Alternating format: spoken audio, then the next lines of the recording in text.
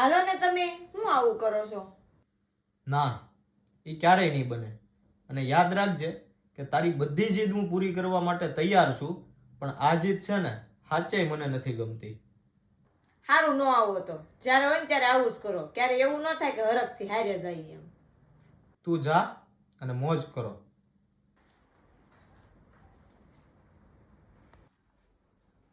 ક્યાં જાવ છો બેટા?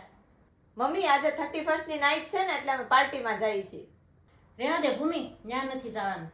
કેમ? બસ બેટા, ક્યારેય કોઈ વાતમાં મેં તને ટોકી નથી, પણ આજે નહીં જવા દો. ભૌતિક હારે આવવાની ના પાડે છે અને તમે તો હાવ જવાની જ ના પાડી દીધી. તો શું મારે મારી લાઈફ એન્જોય જ નહીં કરવાની? બેટા, એન્જોય કરવા માટે દિવાળી આવે છે, હોળી ધૂળેટી આવે છે, નવરાત્રી આવે છે. શું એમાં તમે નથી જતા? મેં તમને ક્યારેય રોક્યા છે? ના મમ્મી, તો આજે કેમ રોકો છો?